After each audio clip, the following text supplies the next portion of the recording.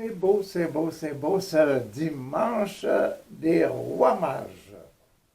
Le dimanche des rois mages. Et il est très bien annoncé, très bien expliqué la spiritualité que l'Esprit Saint veut nous donner à nous, l'Église,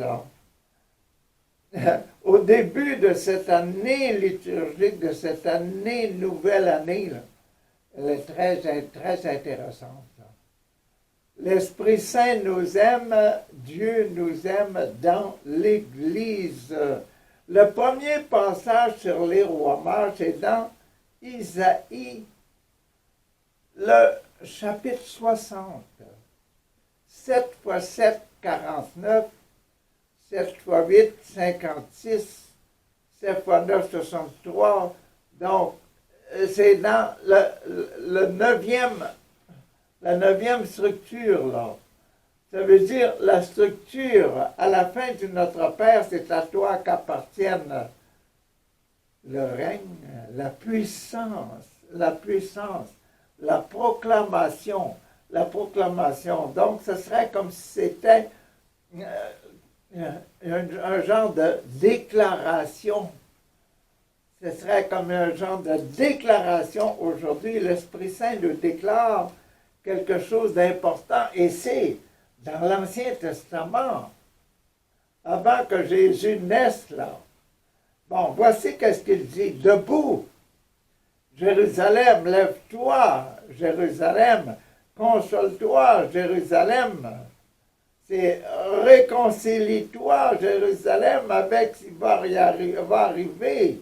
Resplendit, elle est venue ta lumière, la tienne, ta lumière. Dans l'Ancien Testament, elle est venue ta lumière.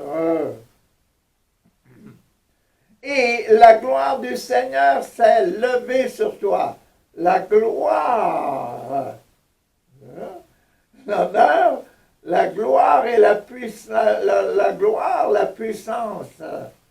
La gloire et la puissance, le Seigneur est puissant, le Seigneur sera un conquérant et sera une lumière, en lumière. C'est toi, voici que les ténèbres couvrent la terre et la nuée obscure couvre les peuples, mais les ténèbres sont là, mais sur toi se lève le Seigneur, sur toi sa gloire apparaît. Donc, la puissance et la gloire pour les siècles des siècles. Amen. C'est ça que l'on dit à la fin de notre Père et dans nos célébrations de la messe. Donc, dans l'Ancien Testament qui dit ça, c'est intéressant de voir comment ça se passe. Les nations, pas juste les Chinois, pas juste les Canadiens, pas juste les Français, pas juste les Italiens, pas juste les Haïtiens. Non, tous les peuples, les nations marcheront vers ta lumière, encore lumière, la lumière des nations. L'enfant Jésus, né, la lumière. Dans l'Ancien Testament, je le répète, lève les yeux alentour et regarde.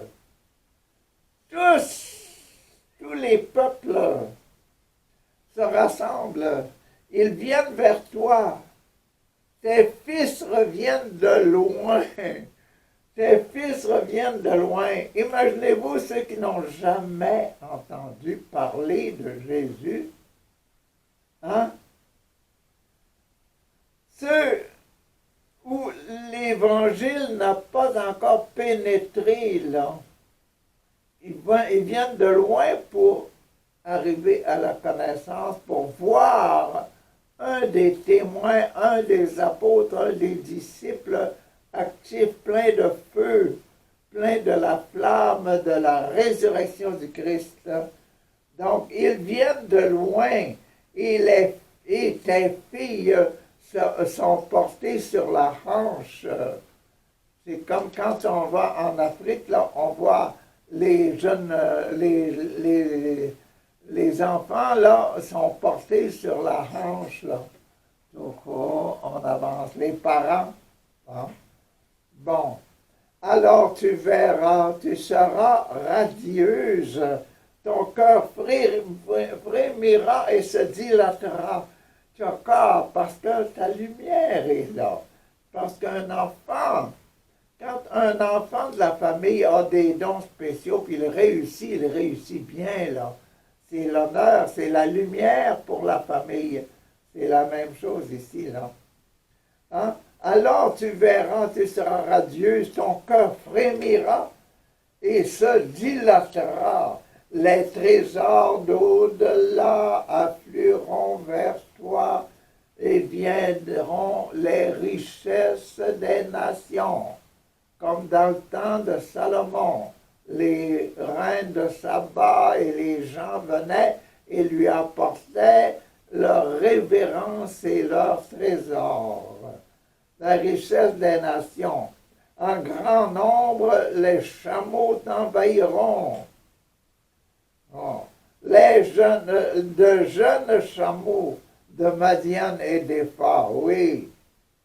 Tous les gens de Saba viendront apportant l'or et l'encens. Ils annonceront, voyez-vous les rois mages là? Les rois mages les viendront avec leurs chameaux, etc. C'est ça. C'est l'enseignement de l'Ancien Testament sur la lumière qui nous arrive. L'enfant Jésus, qui est la lumière du monde, qui est la perfection de l'humanité, qui est l'agneau sans péché, qui va donner sa vie pour enlever, parce qu'il est sans péché, il va mourir sans péché. Ce sera la gloire de l'homme, de l'humanité, homme et femme. Nous aurons tous la gloire qu'il y ait un enfant des hommes qui a passé toute sa vie sans commettre un péché. L'honneur, la gloire, c'est ça qu'il parle dans ce passage-là de l'Ancien Testament. Donc, qu'est-ce que l'Esprit Saint nous enseigne aujourd'hui? C'est ça, l'honneur et la gloire de vivre sans péché. Nous pouvons être la gloire de notre nation, quelle que soit la nation. Ils viennent de loin pour rendre gloire à cause de Jésus, à cause de la nativité. Voilà, c'était le premier passage dans Isaïe. Aujourd'hui, on a aussi le deuxième passage dans Saint Paul. Saint Paul, et c'est aux Éphésiens. Éphésiens, Saint Paul qui parle aux premiers chrétiens de l'église de Jean et sa maman adoptive, Maman Marie. Les chrétiens de Maman Marie, et Saint Paul explique ça aujourd'hui, donne quelque chose. Et c'est le numéro 3. Donc c'est une déclaration de Saint Paul. C'est un acte de foi. De foi. Et il va nous dévoiler une richesse extraordinaire, la richesse du Saint-Esprit. La richesse de l'Esprit. Écoutez bien. Vous avez appris, je pense, en quoi consiste la grâce que Dieu m'a donnée pour vous. Écoutez, là, vous avez appris la gloire que l'Esprit Saint, que Dieu m'a donné, moi, Paul, pour vous. Ça, et ça, c'est fort. C'est fort, ça. Écoutez bien, là. Vous avez appris ça. Par révélation, il m'a fait connaître le mystère. Par révélation, Jésus, à moi, Paul, il m'a fait connaître le mystère. Ce mystère n'avait pas été porté à la connaissance des hommes des générations passées, comme on voit dans le premier texte, là. Les générations passées, des milliers d'années avant la naissance de Jésus, là. Cette déclaration que je vous apporte et qui m'a été donnée pour vous, il est simple, il est précis, Paul. Hein? Il ne vous a pas été donné, hein? Ce mystère n'a pas été porté à la connaissance des hommes des générations passées, comme il a été révélé maintenant à ses saints apôtres et aux prophètes. Ça veut dire que Paul dit, j'ai reçu un message spécial et pour moi c'est une grâce. Puis cette grâce-là m'a été donnée pour vous, c'est un mystère. Hein? Dans ses apôtres, ça a été révélé maintenant par l'Esprit, dans l'Esprit. C'est l'Esprit Saint, dans l'Esprit de Jésus, dans la façon d'être de Jésus, dans la spiritualité de Jésus, dans la spiritualité aussi de Maman Marie, que l'ange a visité, qui a dit, « Salut Marie, tu es pleine de l'Esprit, tu es pleine de grâce. Le Seigneur est avec toi. » Bon, ça, là. Donc, la vérité, c'est que le mystère, c'est que toutes les nations, voyez les mages, la visite des mages, là, dans les personnages de mages, là, dans vos crèches, là, vous avez un noir, vous avez un jaune, là, et vous avez un blanc. Donc, toutes les couleurs de monde sur la terre, là, toutes les couleurs, hein, toutes les nations, c'est pourquoi toutes les nations sont associées. Ils ne sont pas séparés, là. Les Africains, restez chez vous. Non, non. Toutes les nations doivent vivre.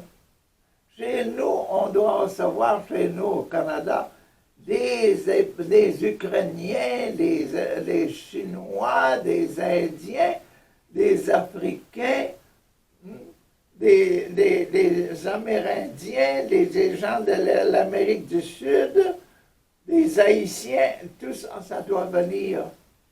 Donc, on doit se rassembler. Ce mystère, c'est que toutes les nations sont associées au même héritage parce que nous avons le même héritage. C'est qui? C'est quoi? Notre héritage, c'est Jésus, et puis Paul le dit bien que c'est Jésus qui lui a apparu dans la lumière, il a perdu la vue, et c'est la prière du Anani qui est venu, et puis il a recouvert la vue par la prière, par la force de l'Esprit.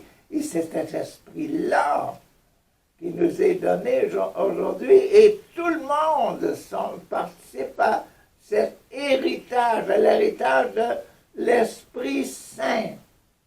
La sanctification, de vivre une vie comme celle de Jésus, sans péché. Donc, c'est ça, il est venu enlever les péchés du monde. Donc, c'est notre héritage.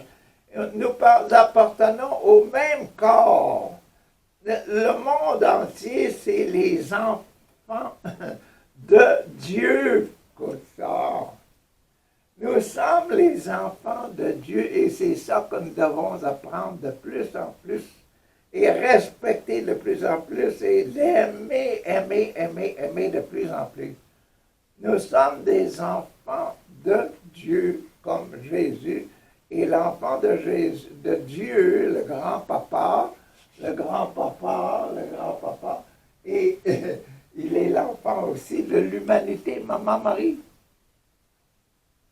qui est une enfant d'homme, qu'elle est de l'humanité, elle est une personne humaine. Dieu a voulu se montrer. Dieu, esprit, là, le grand papa qu'on adore, là. Hein? Un esprit, on adore un esprit. Mais Jésus, on l'adore en vérité. Il est un vrai homme.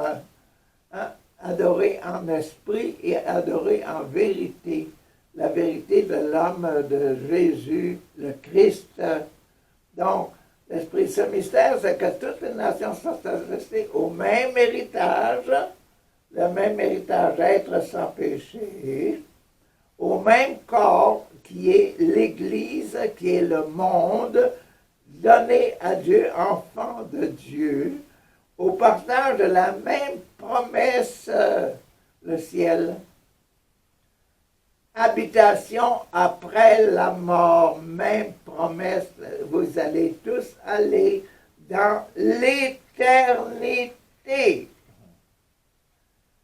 Et nous avons un étant habitant, héritier de l'éternité, de la vie éternelle. Nous pouvons choisir notre éternité bonne, pour nos bonnes actions sur la terre, éternité de pleurs, de douleurs, de grincements de dents, c'est encore comme ce qui est annoncé dans les choses, dans le feu qui te trouble, etc. Dans les évangiles, c'est annoncé. Donc, c'est nous autres qu'on choisit une éternité de bonheur. Merci, merci Seigneur de m'avoir donné une vie pour choisir le bien. Merci. Pardon Seigneur, parce que tu nous as donné une vie et puis on a choisi de faire du mal aux autres. Là. Pardon. Donc c'est ça là. Nous avons l'héritage, c'est, oui, Jésus est venu nous donner le pouvoir d'être sans péché. À nous de le prendre là et dire merci et puis de le vivre dans la joie et la paix. Hein? Donc c'est ça, on nous a donné ça, Jésus nous donne ça, le pouvoir. Et en regrettant nos péchés, et en prenant la décision de choisir le bien. Ça, de choisir de faire le bien, de donner le bien, d'aimer le bien, et de faire ça, de faire comme Jésus. Et ça, ce mystère-là, il m'a été donné de vous le révéler, dit Paul. Bon, et c'est l'annonce de l'Évangile. L'Évangile, la vie, les évangiles, les 4 évangiles sont comment Jésus a vécu le don de la vie et la lumière qu'il a reçue à la naissance. Et c'est ça qui était la deuxième lecture. La troisième lecture maintenant, la troisième lecture, là, je vais la prendre encore dans mon Nouveau Testament illustré. Moi, j'aime beaucoup ça à cause des images, à cause de la simplicité dans laquelle elle est dite là. Bon, et c'est dans Saint Matthieu aujourd'hui. Pourquoi Saint Matthieu? Saint Matthieu. L'évangile de Saint Matthieu, c'est ça. L'évangile de Saint Matthieu, c'est lui. La croix, le morceau de bois, la croix de bois, et le corps de Jésus sur la croix de bois. Et aujourd'hui, nous sommes au tout début, nous sommes dans ce coin-là de l'Évangile. Nous sommes dans le chapitre 2, nous sommes au début dans la croix, le bois de la croix, la partie de bois de la croix. Nous sommes là-dedans. Et puis, la partie de bois de la croix, là, c'est au fond, c'est l'évangile complet de Matthieu. Donc, c'est la vie de Matthieu, c'est l'enseignement de la théorie, de la spiritualité. La spiritualité, la partie de bois. Et nous sommes dans la partie du bois en haut. Hein? Après, ils vont mettre Jésus exactement sur la croix de bois. Donc, sur la croix de bois, on est en haut ici. Bon. Donc, Jésus sur la croix de bois, là, les bras, là, dans les bras, chacun, tous les bras, les deux bras, ils vont mettre toute la spiritualité de Jésus. Le chapitre 8 à 28, là. Les bras, ils vont mettre 8 à 17, c'est seulement les bras. 8 à 17 compris, 10 par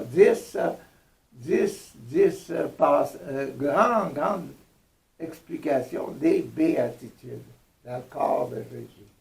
Bon, donc 2 là, aujourd'hui, chapitre 2, nous sommes en haut, numéro 3. Donc, c'est encore une confirmation aujourd'hui, une confirmation. La confirmation de quoi? On a vu en haut, tout début de Matthieu, on a vu la généalogie de Matthieu. Après ça, là, on a vu la naissance de Jésus. Et là, on est après la naissance. Donc, la visite, l'effort de Jésus pour aller, donc, ça veut dire ça, un effort pour rester en vie, hein, pour se manifester fils de Dieu. Et là, c'est ça qu'on va voir, là. Bon, on a 3 et 4, donc on a la partie des poumons, c'est-à-dire la partie de l'Esprit Saint qui est en Jésus, ce que Dieu a prévu pour Jésus. Dieu a prévu que Jésus va naître et qu'il va être reconnu et confirmé que c'est lui, c'est bien lui qu'on cherche. Et c'est ça. Après avoir été confirmé, là, il va nous montrer la rencontre dans le ventre, là. Il va nous rencontrer dans le numéro 4, il va nous montrer la présence de Jésus dans la crèche, là. La présence dans la crèche comme dans le tableau derrière moi. Bon, donc, la confirmation que Jésus, c'est bien lui qu'on cherche, là. Comme on a vu dans nos 2 premiers passages. Là. Donc, Jésus naquit à Bethléem, ville du pays de Judée, à l'époque d'Hérode, où Hérode était roi. Après la naissance des savants qui observaient les étoiles,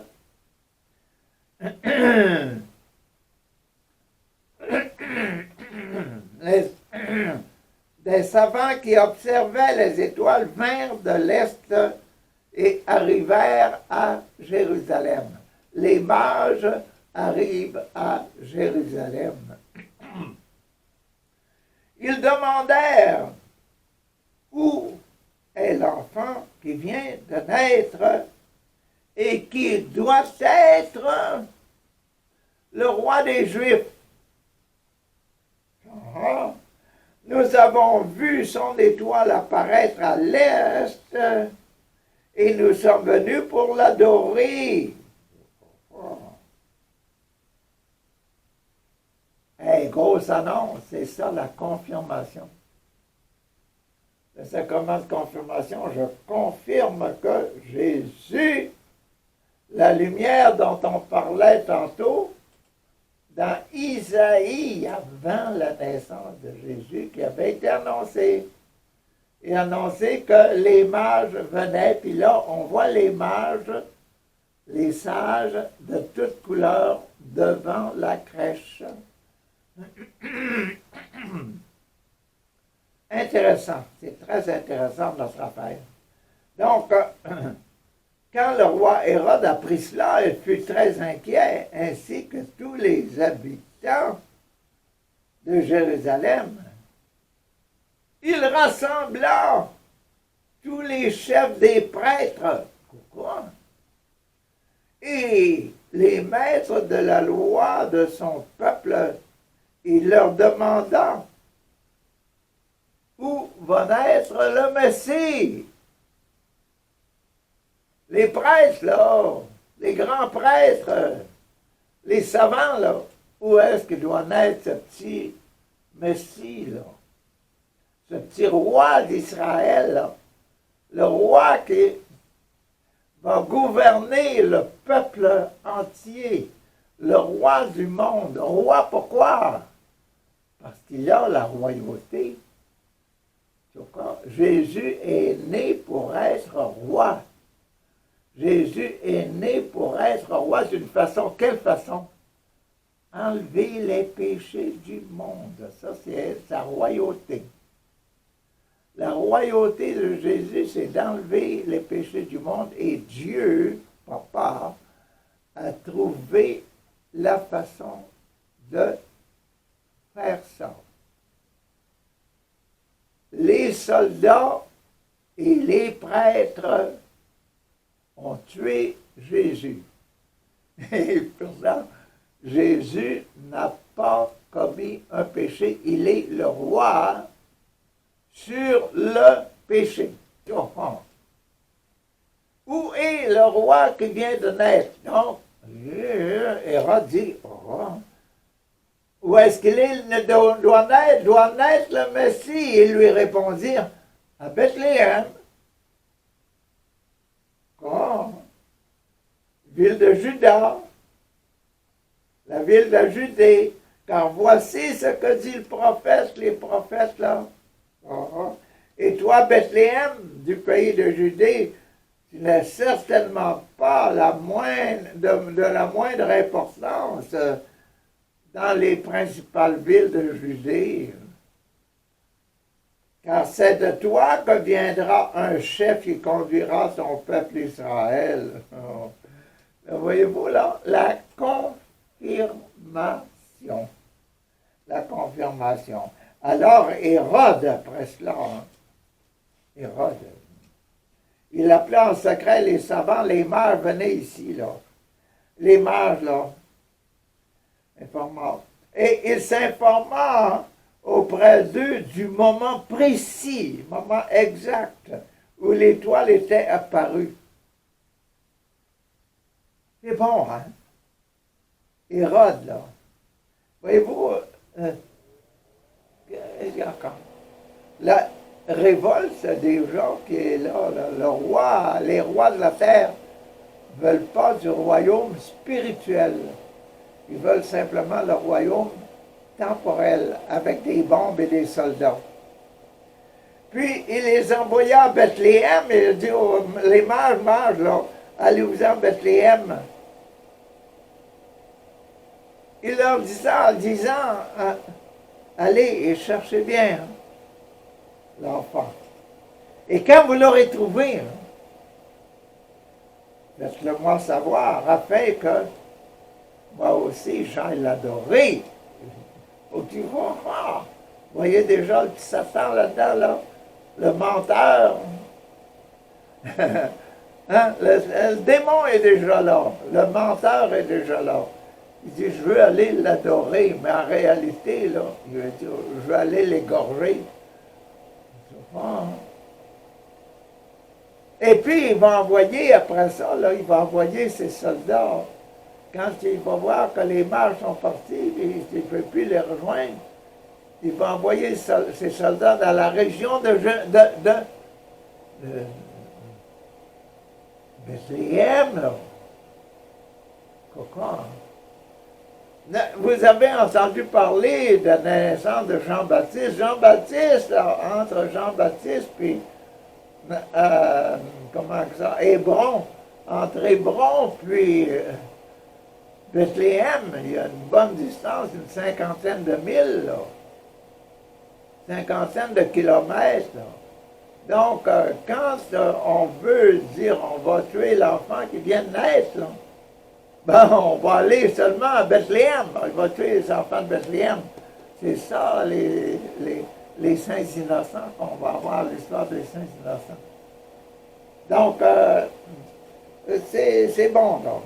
Donc, là, maintenant, je veux aussi aller l'égorger ou l'adorer. Il dit, je vais aller l'adorer. Et on voit dans ces paroles la présence du démon, de Satan, parce que c'est un mensonge. Le roi du mensonge est dans le coin. Bon. En partant du numéro 9, le verset 9, là, aller jusqu'à 12, 9 à 12, là, on va voir la présence, la réelle présence, le sacrement de l'Eucharistie. La présence de Jésus. Après avoir reçu les instructions du roi, les mages partirent et ils virent alors l'étoile qu'ils avaient déjà remarquée dans l'est, là. Elle allait devant eux, mais au moment où l'étoile arriva au-dessus de l'endroit où se trouvait l'enfant, elle s'arrêta.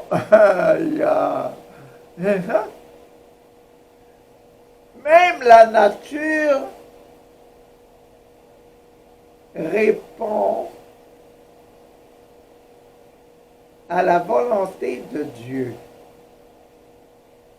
Est-ce que c'est naturel pour la nature de répondre à la volonté de Dieu? C'est rare.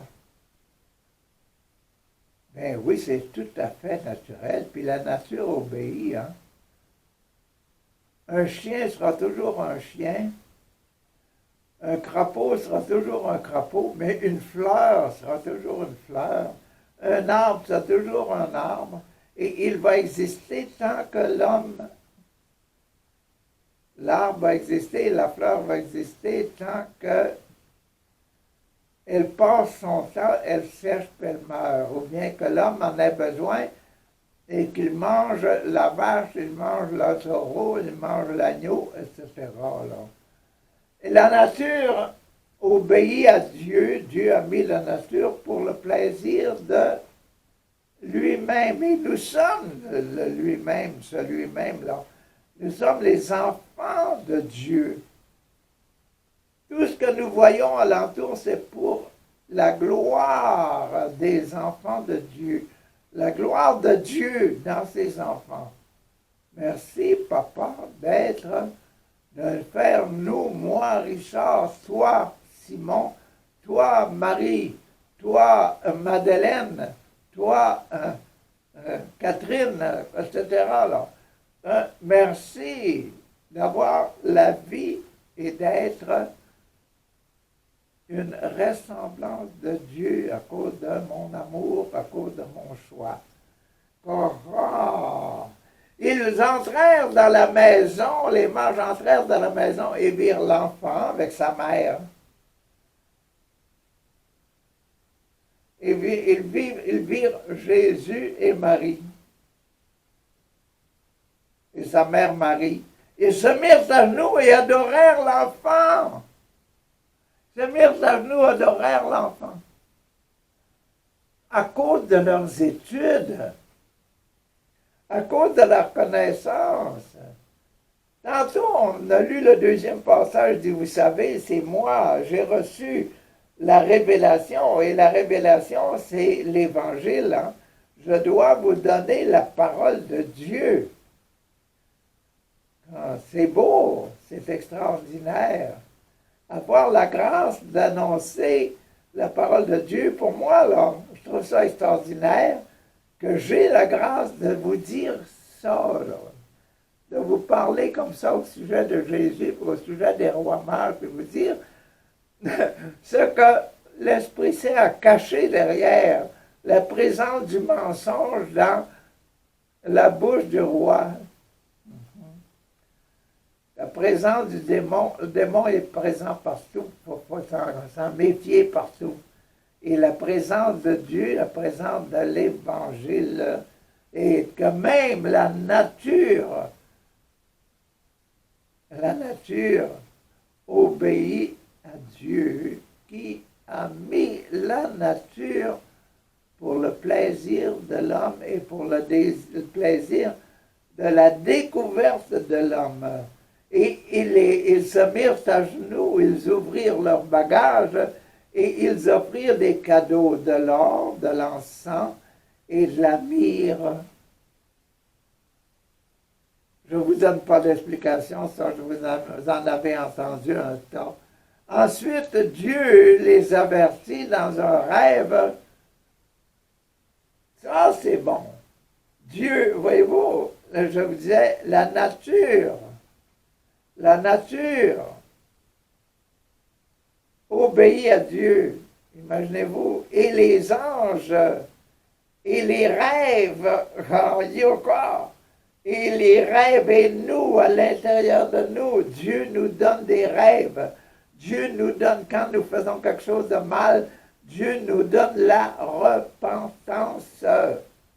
Et c'est pour ça qu'on a eu notre petit Jean-Baptiste, pour nous le rappeler. Donc, Dieu s'occupe de nous et organise tout. Hein? Bon, mais il nous laisse libres, nous les hommes, il nous laisse le désir comme étant des dieux responsables de nous-mêmes et de l'état de notre cœur. Dieu va toujours rejeter ce qui est mauvais. Jésus-Christ a toujours rejeté le péché. Et nous avons la vie et comme Dieu nous a fait semblable à Dieu, et nous a fait avec le désir de choisir, libre de choisir. Et c'est cette liberté, si nous l'utilisons bien, nous allons au ciel. Si nous l'utilisons pour choisir le mal, nous serons malheureux éternellement. L'encens et la myrrhe, ensuite, Dieu les avertit dans un rêve de ne pas retourner auprès d'Hérode, de ne retourner pas auprès du démon menteur. Donc, Dieu utilise encore sa puissance sur les rêves, de donner des rêves. Dieu vous donne un tas de rêves et Dieu me donne une bonne quantité de rêves.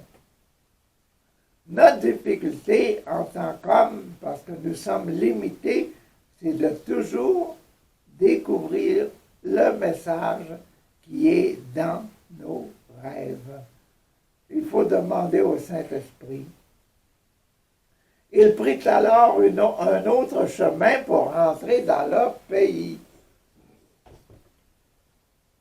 Donc, c'était ça, les belles leçons de l'Esprit Saint pour commencer cette nouvelle année. Soyons obéissants à l'Esprit Saint et sachons remercier, dire merci, merci, merci, Papa, mon Dieu, de me donner encore une journée, de me donner encore un temps de prière, de me donner des prières pour que les autres soient bons, hein? Pour qu'on puisse aussi donner des ordres à la nature. Quand on prie pour la guérison, on donne aussi des ordres à la nature. On dit, mal de dents, va-t'en. Mal d'oreille, va-t'en. Maladie des yeux, va-t'en. Cancer, va-t'en. Hein? Donc, nous sommes des Dieu nous a donné le pouvoir de parler et de prier, comme il a donné à Jésus le pouvoir de parler et de prier. Avant la multiplication des pains et des poissons, Jésus, qu'est-ce qu'il a fait? Il leva les yeux au ciel et c'est là, quand il a béni les pains et les poissons, et il a séparé les pains, le demande, donner, rempli les paniers des apôtres qui ont distribué les poissons et les pains. C'est là que tout ça, ça s'est mis à se multiplier. Donc, la parole est importante. La parole, nos prières sont très importantes dans nos vies. Il faut avoir la foi, renouveler votre foi. Et Richard, renouvelle la foi dans tes prières. Merci Seigneur pour toutes les bénédictions et toutes les bénédictions. Oh oui, oui. Bénissez vos enfants, bénissez-les, bénissez vos malades, touchez vos malades et en priant sur eux, etc. Oui, parce que la prière, la parole, le Verbe était chair, le Verbe devint chair. Et la parole fait sortir la lumière, la parole de Jésus fait sortir les poissons et la multiplication des pains et guérit les aveugles, etc. Et il a chassé les invisibles démons. Donc, merci, Papa, pour tout ce que tu fais et aide-nous à découvrir et aide-nous à nous aimer les uns les autres, toutes les nations. Apporte la paix, Seigneur, apporte la paix, apporte la paix. Nous avons besoin de toi. Merci, Seigneur, pour la paix que tu réserves au monde. Merci aussi pour nous faire réaliser ta volonté, Papa. C'est toi qui cherches à nous amener dans le royaume de l'éternité. Merci. Amen. Alléluia. Merci Seigneur.